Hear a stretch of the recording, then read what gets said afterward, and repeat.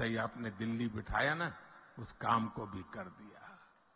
Medical कॉलेजों में जो कोटा मिलता है, उसमें भी कांग्रेस ने ओबीसी आरक्षण नहीं दिया।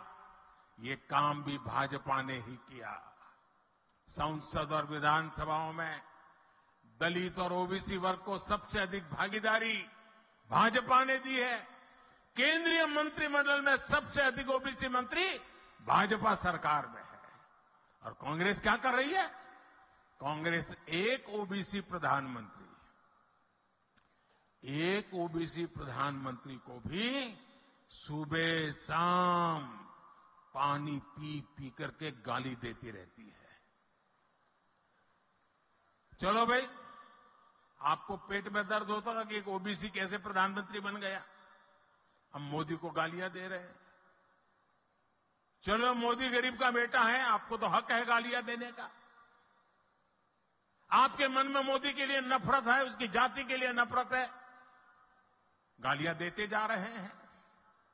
लेकिन कांग्रेस को मोदी को जितनी भी गालियां दीजिए, परमात्मा और मेरे देश की माताएं बहनें मोदी की रक्षा करेगी। लेकिन ओबीसी को गाली देना बंद कीजिए। हर ओबीसी को ये बताना चाहिए, कांग्रेस पूरे ओबीसी समाज को क्यों गालियां दे रही है। मोदी अगर ओबीसी है तो इसमें पूरी ओबीसी जाति का क्या गलती है भाई?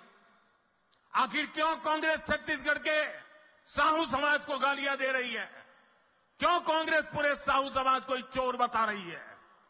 कांग्रेस के एक नेता, मैं नाम नहीं लेना चाहता, मोदी को गालियां देने के साथ ही पूरे ओबीसी समाज को गालियां देते फिरते हैं और मोदी पूरे समाज को चोर कह दिया। कोर्ट ने सजा ठोक दी और सुप्रीम कोर्ट ने भी सजा माफ नहीं की, जेल जाने की मैं थोड़ा मौका थोड़ा लंबा कर दिया है बस।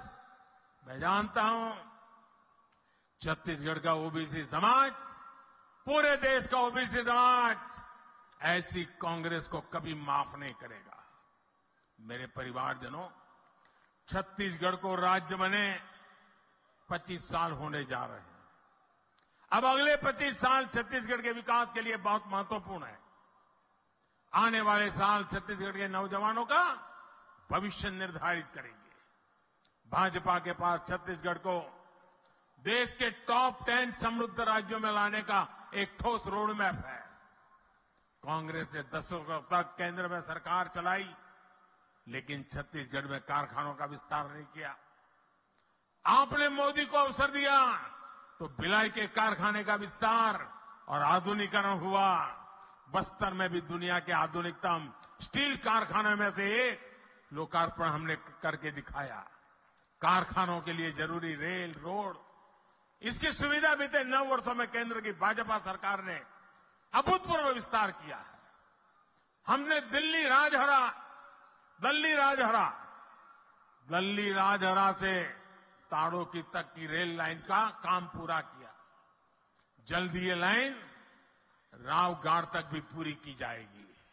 ये पूरी योजना दिल्ली राजहरा नगर को नया जीवन मिलेगा। भाजपा सरकार में छत्तीसगढ़ को रेलवे के लिए 20 गुना ज्यादा बजट मिला है।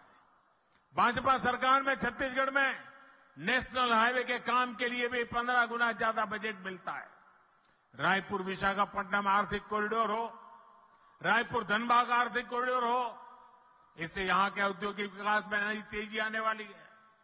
साथियों, आज पूरे देश में किसानों और पशुपालन को प्रोत्साहन दिया जा रहा है। आप जो भी धान उगाते हैं, उसका दाना दाना केंद्र की भाजपा सरकार खरीदती है। केंद्र सरकार ने 1 लाख करोड़ रुपए से ज्यादा छत्तीसगढ़ के किसानों को दिए हैं, जबकि कांग्रेस यहां सिर्फ झूठ बोलती है। अब छत्तीसगढ़ भाजपा ने दान किसानों से जो वादा किया है, उसे सरकार बनते ही पूरा किया जाएगा। आदिवासी क्षेत्रों में वन उपजों से समृद्धि लाने के लिए केंद्र की भाजपा सरकार वन धन योजना भी चला रही है। तेंदुपत्ता सहित हर वन उपज के अधिक से अधिक दाम आपको मिले, ये भी भाजपा का आपसे वादा है। मेरे परिवारजनों, छत्तीसगढ़ को एक ईमानदार और कानून का राज स्थापित करने वाली भाजपा सरकार की जरूरत है। जहां हिंसा और अपराध चरम पर होते हैं, वहां विकास नहीं होता। कांग्रेस से यहां के कानून व्यवस्था भी संभल नहीं पा रही। आखिर मलकत सिंह का क्या गुनाह था? आखिर ईश्वर साहू जी के बेटे का क्या गुनाह था? हमें ऐसी अंधेरगर्दी से छत्तीसगढ़ को बाहर निकालना है। आप देखिए कितना दर्द है चेहरे पर।